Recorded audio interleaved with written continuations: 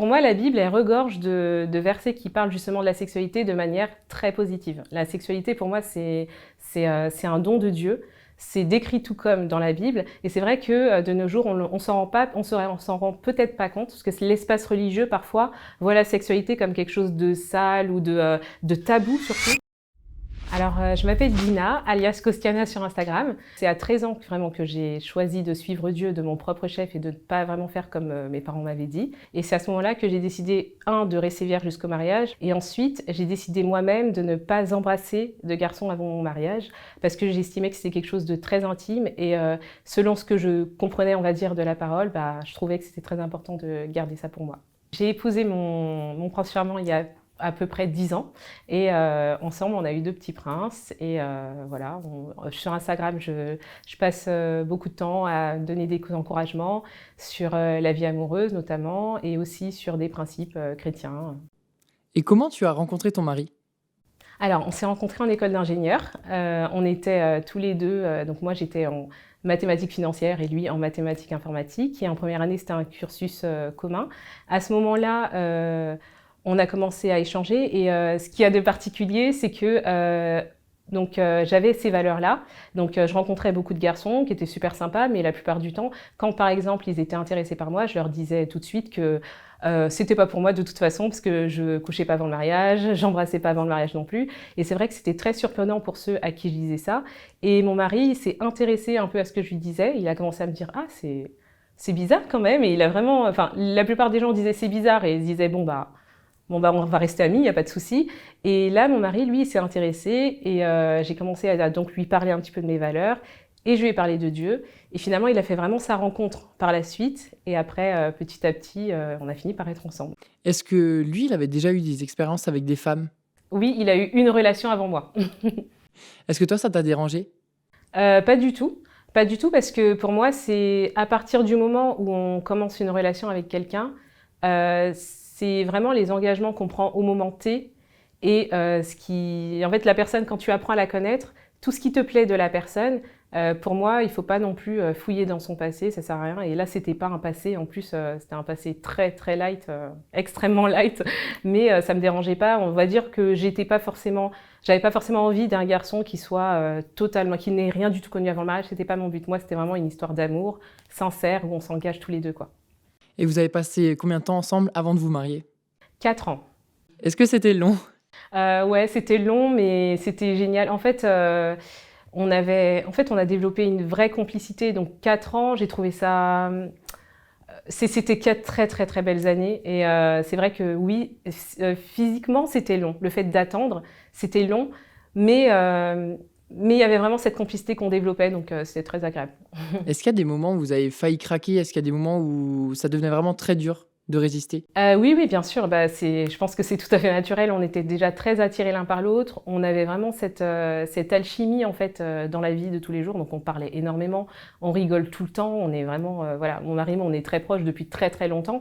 Mais par contre, c'est vrai que sur l'aspect physique, ce qui nous a protégés, on va dire que c'était difficile certes. Rien que le fait qu'on ne s'embrasse pas, en fait, ça aidait, et je trouve qu'avec le temps, on a pris l'habitude, en fait, on a eu cette habitude d'échanger sans avoir de rapport trop intime.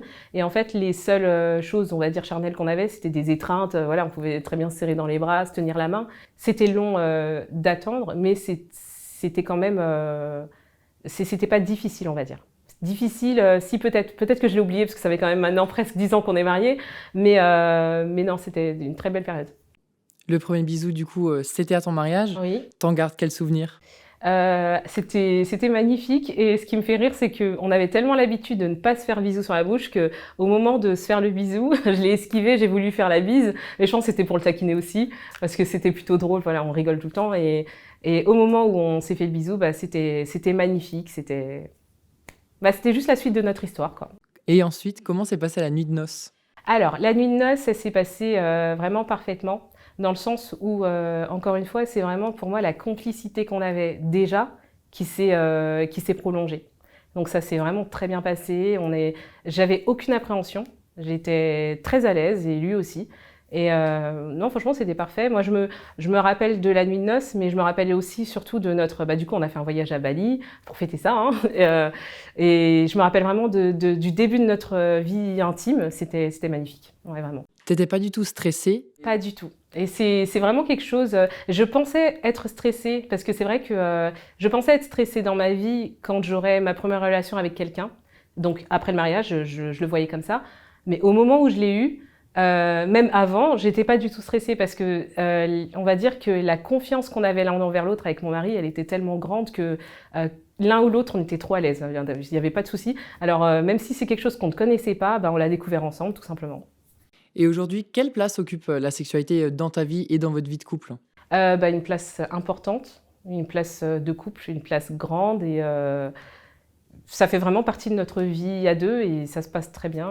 On a vraiment ce côté où on le voit vraiment comme quelque chose d'important. C'est-à-dire que même quand, par exemple, on n'a pas le temps, on va toujours essayer de trouver des moments pour bah, se retrouver à deux, parce que pour nous, c'est très important. Ça ne te fait pas peur de ne pas avoir d'autres expériences avec d'autres hommes? Alors, pas du tout. Alors, déjà, dans ma tête, je me suis toujours dit que je me donnerais qu'à un seul homme. Et j'ai pas cette frustration ou cette envie. J'ai plus l'impression que... Enfin, il y a une personne qui m'avait posé cette question, c'est sur Instagram, une fois je parlais, enfin, elle était arrivée sous un post à moi, donc c'était pas une abonnée, mais une personne qui me posait des questions, elle m'avait dit, bah écoute, je comprends tout à fait ton histoire, je la trouve belle, mais justement, est-ce que t'as pas l'impression que peut-être tu aurais été plus compatible avec quelqu'un d'autre? Et c'est là où j'ai dit que si j'avais pas été compatible avec mon mari, je pense que je m'en serais rendu compte avant d'avoir des relations sexuelles avec lui. Tout comme par exemple ça s'est passé avec la personne avec qui j'étais quand j'avais 18 ans. En fait, je pense que aujourd'hui, c'est aussi une question de temps, la sexualité. Ça veut dire que, la sexualité, elle évolue, et au-delà d'évoluer, elle a le côté où la compatibilité, pour moi, c'est la compatibilité et la complicité, c'est une prolongation de ce qu'on a également dans la vie avec la personne. Ça veut dire que si j'étais pas compatible, ça se serait fini avant, je pense. Et aujourd'hui, tu partages ton parcours sur les réseaux sociaux, notamment Instagram. Pourquoi? J'ai commencé à partager mon histoire sur Instagram parce qu'elle était particulière, donc mon histoire avec mon époux, c'est pour ça que je l'ai racontée. Et quand je l'ai racontée, je me suis rendu compte, enfin au début c'était juste pour partager et je me suis rendu compte que ça avait eu un impact, ce qui fait que j'étais passée de 3000 abonnés à 32 000 en peu de temps. Et je me suis rendu compte à quel point c'était important. Et pourquoi je le partage, c'est aussi parce que je me suis rendu compte que ça a aidé des femmes. Et il y a beaucoup de femmes qui m'écrivent assez régulièrement. Et c'est vrai que j'ai l'impression, en tout cas, qu'il y a un côté un petit peu difficile dans les relations, que ce soit sexuelles ou simplement amoureuses. C'est pour ça que je trouve ça important de partager, en tout cas, les conseils qui se basent pour moi sur la Bible. Et quand on suit ces sujets-là, pour moi, on peut avoir une vie épanouie, même sexuellement en plus. Et est-ce que c'est pas paradoxal justement pour toi de tenir à ce point à une sexualité épanouie quand on vit autant dans la foi? Ah ben non, justement, je dirais que c'est plutôt l'inverse parce que pour moi, la Bible, elle regorge de versets qui parlent justement de la sexualité de manière très positive. La sexualité, pour moi, c'est un don de Dieu. C'est décrit tout comme dans la Bible. Et c'est vrai que de nos jours, on s'en rend pas, on s'en rend peut-être pas compte parce que l'espace religieux, parfois, voit la sexualité comme quelque chose de sale ou de tabou surtout. Alors que bah déjà, moi, j'ai toujours été très à l'aise avec la sexualité, même quand je n'avais pas de relations sexuelles. Je m'explique, j'avais pas de relation sexuelle, mais j'en parlais très facilement. J'étais très très à l'aise avec le fait de parler de ça parce que je pensais que c'était quelque chose de très beau, mais qui est réservé au cadre du mariage. Donc non, je vois pas du tout de côté non paradoxal, enfin de paradoxal justement entre les deux, parce que dans la Bible justement, c'est décrit comme quelque chose de beau. Qu'est-ce qui t'a marqué dans la Bible justement, qui te pousse à avoir cette vision-là de la sexualité et du plaisir, ce qui n'est pas toujours le cas dans la religion? Oui, oui, tout à fait. Oui, c'est vrai que dans la religion, parfois, certains, je pense, interprètent, les textes pour pouvoir dire que bah, c'est que à notion reproductive. Mais non, pour moi, la Bible, quand on regarde par exemple dans Cantique des Cantiques, on a énormément de psaumes, notamment de Salomon, qui parlent bah, du plaisir par rapport à s'adulciner. Il décrit un peu tout, c'est même très croustillant, j'ai envie de dire. Après, derrière, quand on va également dans le Nouveau Testament, il y a certains aspects aussi qui sont donnés. Il y a un verset que j'aime bien qui dit « Ne vous privez pas l'un de l'autre, si ce n'est d'un commun accord ». En fait, ne vous privez pas l'un de l'autre, pour moi, ça veut vraiment dire faites-vous plaisir. Voilà. Donc, quelque part, je pense que la sexualité, elle est justement bien pour le couple. C'est la santé du couple, c'est un cercle vertueux. C'est-à-dire que lorsque la sexualité va bien, ça aide pour le couple. Et lorsque le couple va bien, souvent, bah, la sexualité se passe bien. Donc, je pense vraiment que c'est une bonne chose. Tu penses quoi des personnes qui estiment que la sexualité doit se faire uniquement à des fins reproductives? Qu'est-ce que je pense de ces personnes-là? Je ne peux pas vraiment juger leur choix. Je pense que voilà, chacun son avis. Je sais que certains voient vraiment que c'est important pour la reproduction. Mais si je parle pour moi, je pense que c'est un plaisir aussi. Ça veut dire que c'est à fin reproductive, c'est-à-dire que si on regarde bien, par exemple, les périodes où, je sais pas, le corps humain se développe le plus, tout ce qui est libido, etc., ça augmente beaucoup plus lors des périodes reproductives, et même on le voit chez les animaux. Donc oui, il y a des fins reproductives. Je pense que de nos jours, on peut pas se permettre d'avoir 10 enfants comme ça, et je pense que la contraception est très bien, le fait de contrôler ça, c'est très bien. Et moi, je suis très à l'aise avec ça. Par exemple, on a attendu 5 ans avec mon mari, parce qu'on voulait vraiment, développer notre relation à deux, on voulait voyager, on voulait lancer nos carrières, et on savait qu'une fois qu'on aurait des enfants, on donnerait 100% pour eux, on aurait une famille et tout, donc c'est exactement ce qui se passe en ce moment. Et du coup, on n'a pas de frustration de ne pas s'être bien connu avant, de ne pas avoir fait certaines choses. Donc non, la sexualité, à mon avis, c'est pas forcément à des fins reproductives, mais je peux pas juger vraiment la vie de ceux qui vivent comme ça. C'est quoi les conseils en matière de sexualité que tu lis dans la Bible, justement? Alors en matière de sexualité, il y a beaucoup l'aspect se réserver à un homme et se réserver à une femme pour éviter l'immoralité. Mais par contre, moi je le vois plus aussi comme le fait de se protéger. Parce que par exemple, quand un homme s'engage envers toi sur le papier, par exemple qu'il se marie avec toi, pour moi c'est une façon de aussi te protéger. De nos jours, en tout cas de ce que je reçois comme message la plupart du temps, c'est très souvent, il y a un cas qui ressort souvent, c'est par exemple une fille qui s'est mis avec un garçon, qui a donné pour elle de sa personne, parce que pour moi, quand tu donnes ton corps, en tout cas quand tu ouvres cette partie intime de toi, tu donnes beaucoup. Souvent, c'est ça, c'est qu'elle a ouvert beaucoup d'elle, et après derrière, elle a été déçue parce que le garçon n'est pas resté, ou a plus donné finalement à une autre femme. Par exemple, du jour au lendemain, par exemple, j'ai le cas d'une abonnée qui est restée 13 ans, j'insiste vraiment 13 ans, avec un garçon, et à la fin, il a épousé une fille au bout de 6 mois. Il l'a quittée, il a épousé une fille au bout de 6 mois. Et elle a eu l'impression de lui avoir donné énormément en fait pendant toutes ces années, et finalement, voilà. Donc pour moi, il y a vraiment cet aspect-là de considérer son corps comme quelque chose d'important, et savoir qu'en fait, on est si importante que qu'on ne peut pas vraiment ouvrir notre part d'intimité à tous.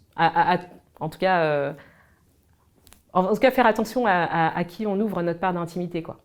Est-ce que ces valeurs, à l'heure actuelle, tu ne considères pas qu'elles sont antiféministes? Alors, je n'ai pas l'impression, j'ai même plutôt l'impression du contraire, parce que je me souviens d'une amie à moi, par exemple, qui venait d'avoir une rupture avec un garçon et qui avait commencé donc, à avoir plusieurs relations pour se faire plaisir, ce qui est normal, ça peut arriver et tout. Elle était très à l'aise avec ça. Et un jour, elle m'a parlé et elle m'a dit qu'en vrai, elle ne se sentait pas si bien dans son corps en fait, de donner cette partie-là d'elle assez régulièrement.